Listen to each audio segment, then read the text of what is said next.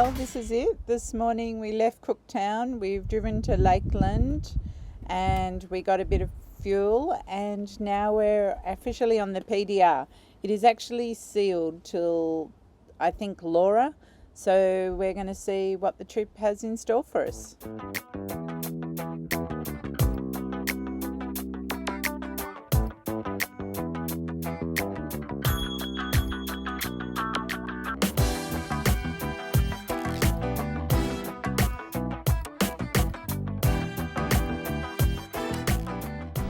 We're just before Laura and we saw the sign to Split Rock, and we were looking out the window at beautiful rocks that were on the ranges. So we've turned in.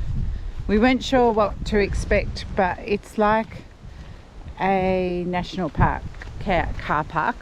I don't know if it is. Like, I don't really know much about it at all. Oh, you have to pay to get up there. $30. Well, let's go and have a look, and then I'll have to go and get the money. Well, we put our money in the honesty box. We think $30 each is a bit steep when you don't know what you're going to. It's a bit weird. We'll see how we go. But there's a camera there, so it's eyeballing us. There's a camera monitoring.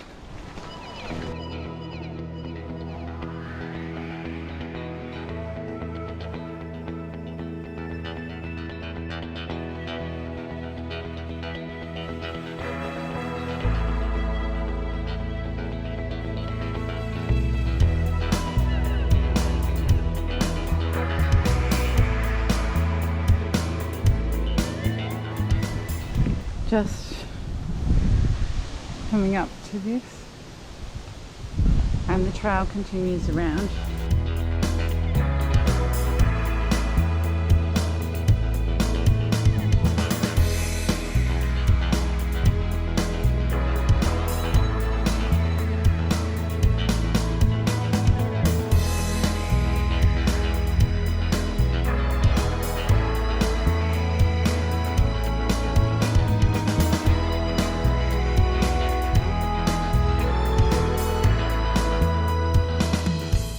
There are no signs anywhere to say no photography, and I would expect for the $30, if there was no photography, they would have put it up.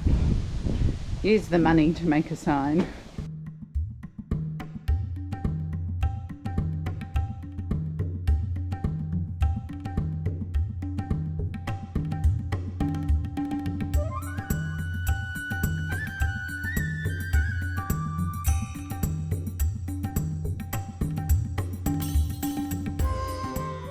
So at first when you come around the corner you're taken by the artwork, and it is amazing, and then you step back and you realise that the rock really is split, like really split.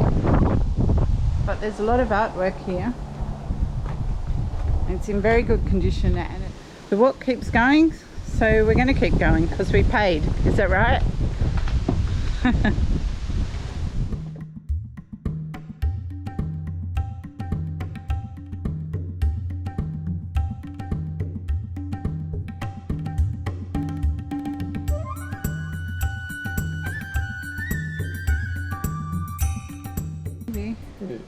There's no sign on this one to say what they are. We're just guessing that this is like bats because they're hanging upside down and there's so many of them.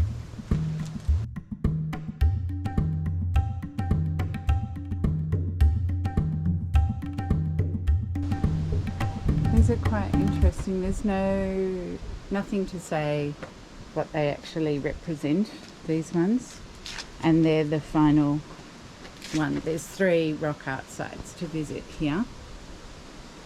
And we've just met people that came from the information centre before coming out here, and they were told to make a nominal donation but don't pay the whole $30. $30 each, yeah. That it's quite controversial. Just pay a nominal amount, $5-10 bucks. Yeah, it used to be $5 to come up and see it, and now somebody else has taken over it and put the price up, and the locals that aren't involved think it's too steep and people won't stop, so they've asked you just put a nominal price in. But even the rock itself, it's just lovely to come up and look at it. It's very interesting.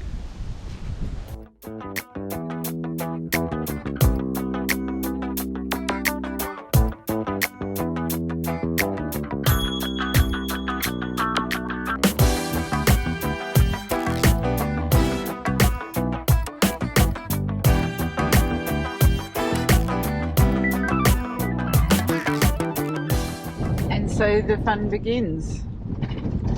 Yeah. It's like pretty corrugated, not too bad. I haven't bothered with the tyre pressures yet because we've only got 15 k's to where we might stop and see how we go.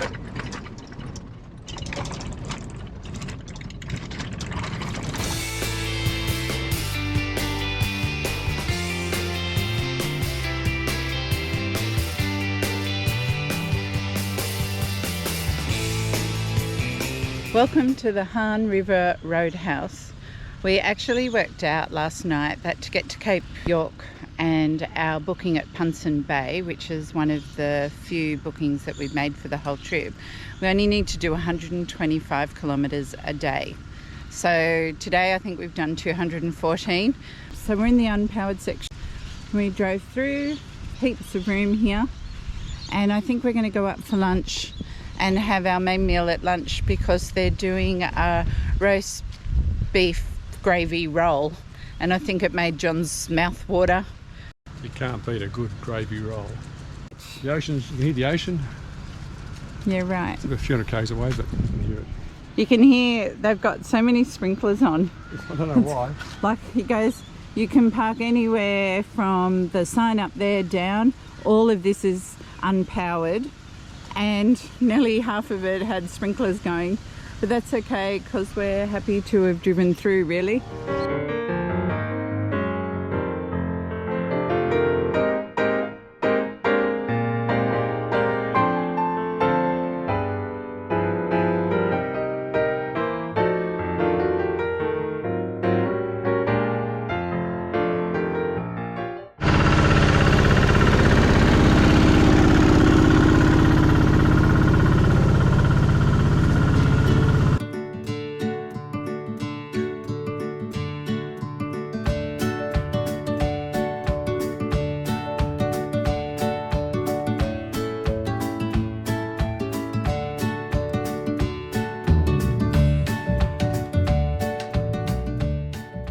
Good morning, Mr. Howell. Hey, a beautiful woman walks into a chemist and asks the pharmacist, do you have any extra large condoms?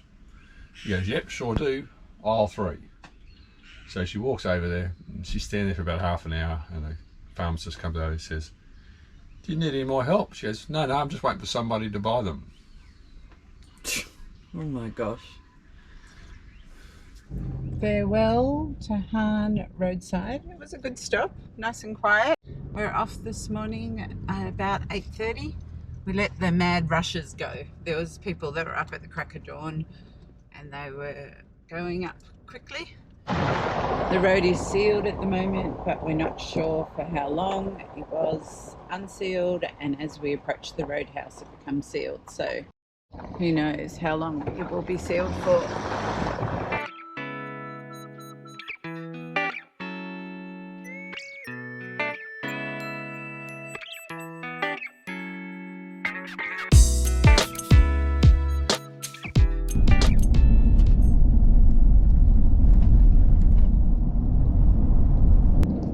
First of many dips, I believe.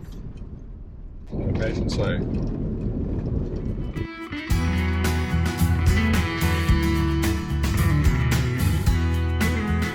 We've just been on the road maybe an hour and a half.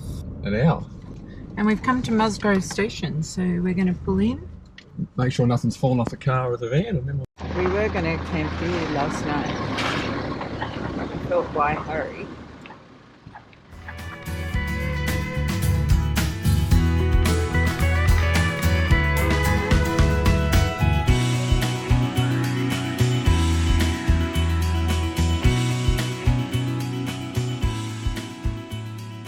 We are just driving into Coen. It's been a few hours. I think we left at 8:30, it's 11:30 now, and we stopped at Musgrave to have a look around. and we were driving towards the centre of town because Coen's known as the capital of Cape York, and there was a dump point. It's on a street in the back of Coen, so we thought we'd just dump because who knows. So it'll be nice maybe to have an early lunch here. Apparently there's a nice camp spot on the river, so we're going to try and find that and have lunch there.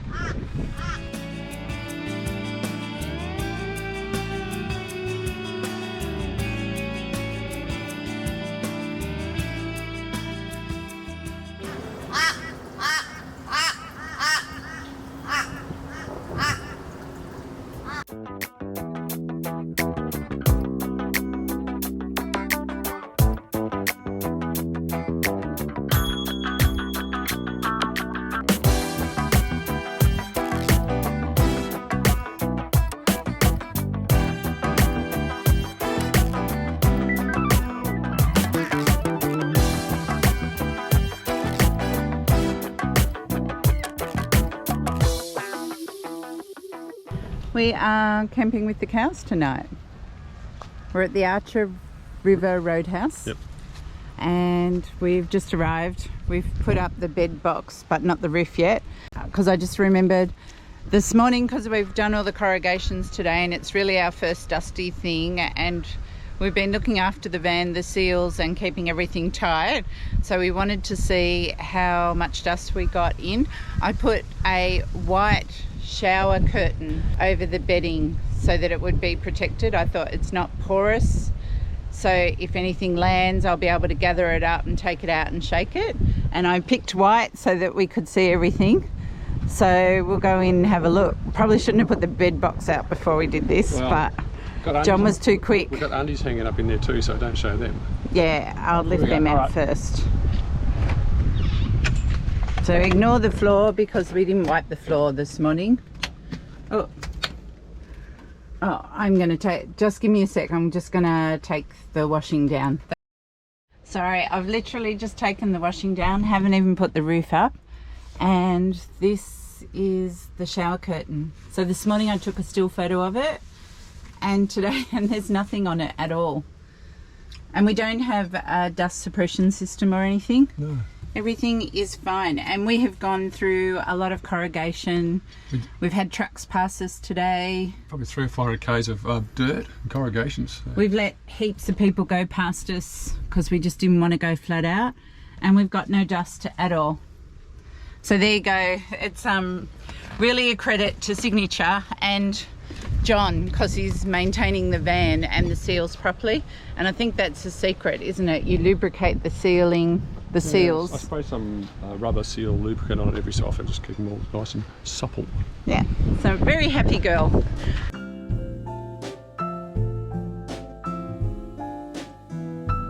Well, we had a nice night in Archer River. You're allowed to have fires, and quite a few people did, but everything was quiet fairly early.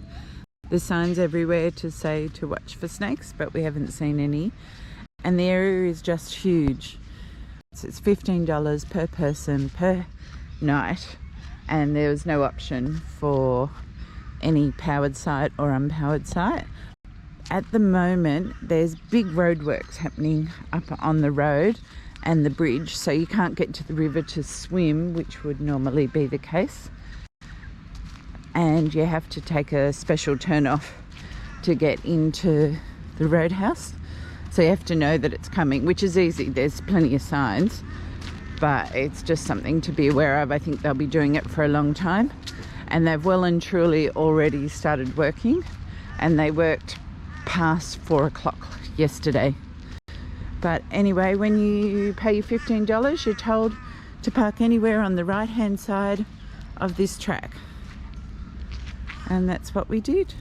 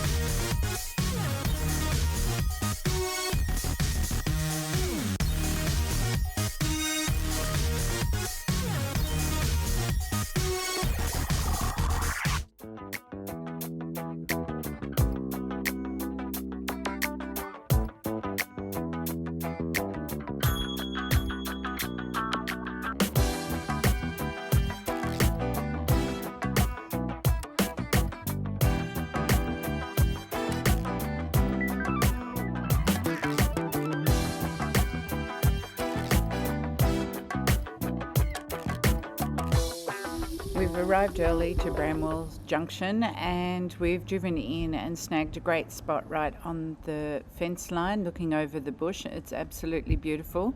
We're keen and eager to check out the Telegraph Track, which is just up the road from here.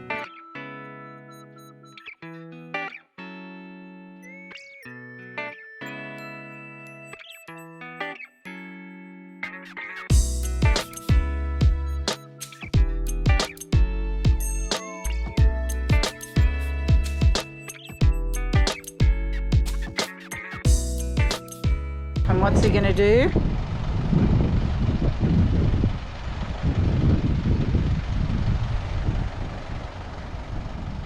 Yeah, we'll see. We're actually head down and we're going to go for a little drive and see how far we get down. People have told us it's super busy and the creek crossings are above the bonnet. If my tyres get wet, we're turning around. Yeah. And the sad thing is he's not kidding.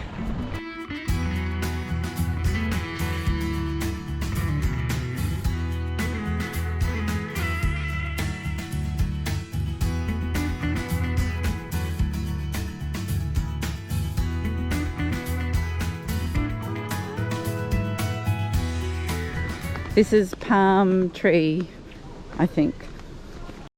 Even you wouldn't do this, Dave C. This is as far as we go on the Telegraph Track for today, I think. Whoa. I don't know if you can tell. You guys could do this. And then there's a second one that they've done. So they went down the one on the right, Yeah. drove up the... I wouldn't even like to get in the water. Why not? Sorry. Oh, people pay a lot of money for that mud in They Sydney, do. actually. Oh. Oh. He's in the side. It is a bit of shimmy there. Are you going to do that?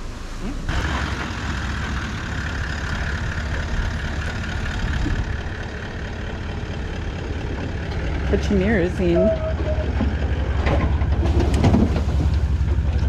Much more controlled.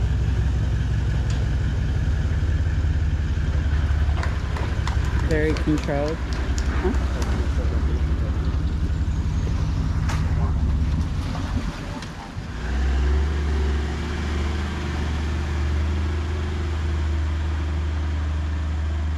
And this is what they chose not to do. They did that other one instead. And it's just so steep.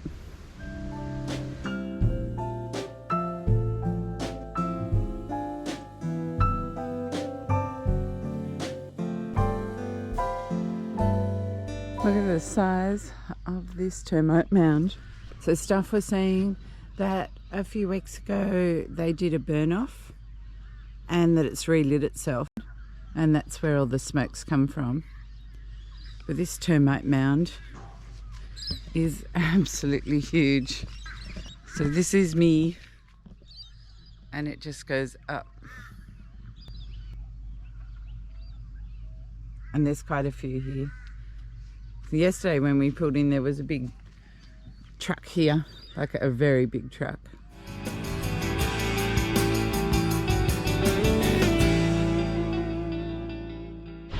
It's time to continue our journey north. We've left this beautiful campsite, my favourite so far, to be honest. Just felt nice. There was something to do down the Telegraph Track. You could walk over and see this great mound. Anyway, we'll see where the road takes us today. See you on the other side.